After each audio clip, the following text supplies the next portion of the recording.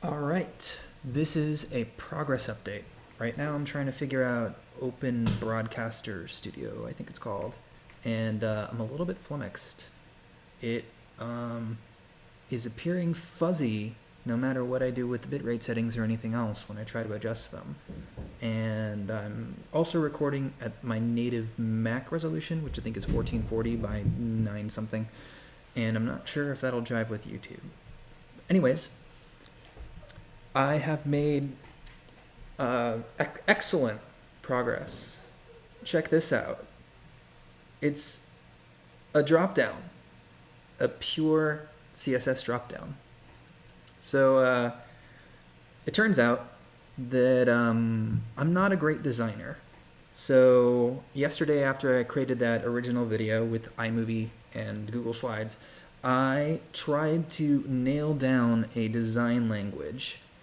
And I'm going for something very minimalistic, like this. Let's zoom in a little bit here. Very minimalistic with just lines, completely grayscale, that uses transparency and the z-index to kind of stack up anything hovering over anything else. I wanted the interface to get in the way as little as possible.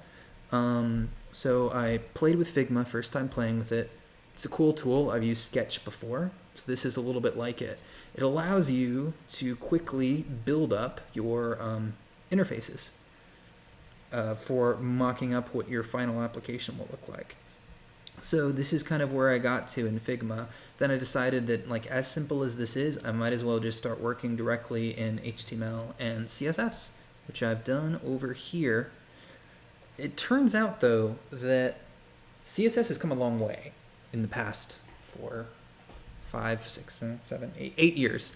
And I am used to floating things and positioning things, but now we have Flexbox and CSS Grid and CSS transitions and animations, and I was trying super hard for like a couple hours to get a pure CSS dropdown working. For some reason, I just didn't have it in me to put it in JavaScript. I wanted it to be pure.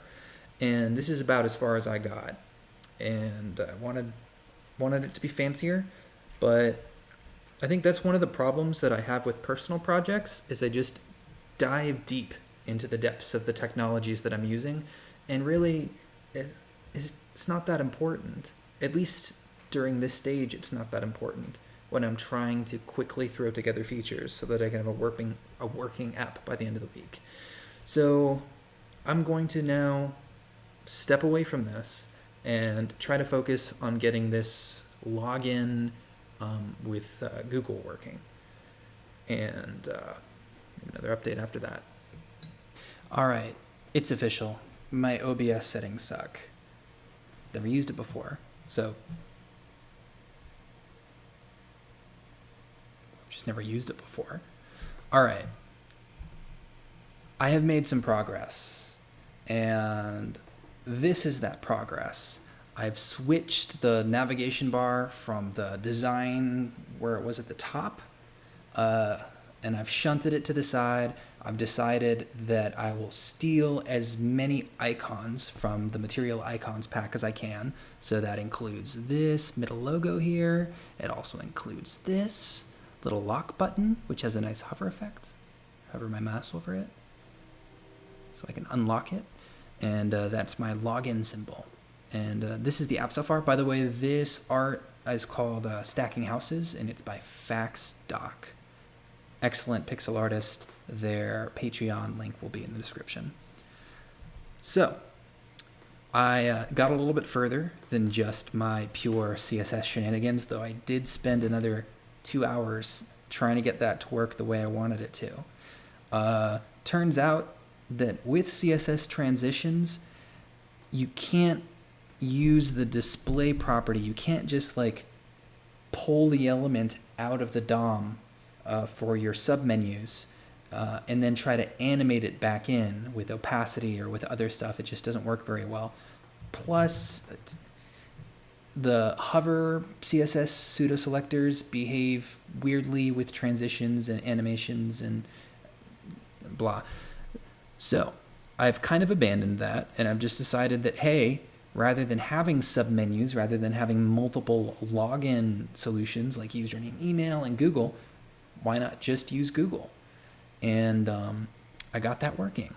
So I'm going to go ahead and switch over to a brand new session over here. I'm going to log in with Google. And I had previously logged in. Why did that log in so quickly? All right, hold on. Let's load it up again. Log in with Google. There we go. Redirecting to Google. Let's do this. Then let's do this. Google's doing its magic, and we're back. So what has happened is this application redirected us to Google. Google directed us back with a lot of information along with our email and all of our user details and stuff, and that information is now saved in the system. It's not displaying anywhere, but it's saved in the system. And I, smart man that I am, didn't even have to do any work to do that. There is a framework called feathers.js, which basically allows you to generate APIs, so this stuff behind the scenes that actually stores all your information, with a couple of commands. So I practically did no code. I just had to I had to get my Google API authentication and then shove it into my configuration, and then typed in one command through Feathers, and it auto-generated this whole login user storage dealio. So that's great, but it's all pretty much behind the scenes now. All we have now is this login, logout button, and if we're logged in, then these are all web components. So if we're logged in, then we also have this paintbrush displaying, and this is going to be the art collection. So when you're uploading your photos and uploading your art that you want to look at, this is going to be the interface for that. Haven't built it yet. And we can log out again. State of the application updates itself. So we are now logged out. That message is sent through attributes to web components, and that's pretty much it. I might dive a little bit more into the code tomorrow once I'm a little bit more comfortable showing it. And is there anything else that happened? Nope. All right. That's it for today.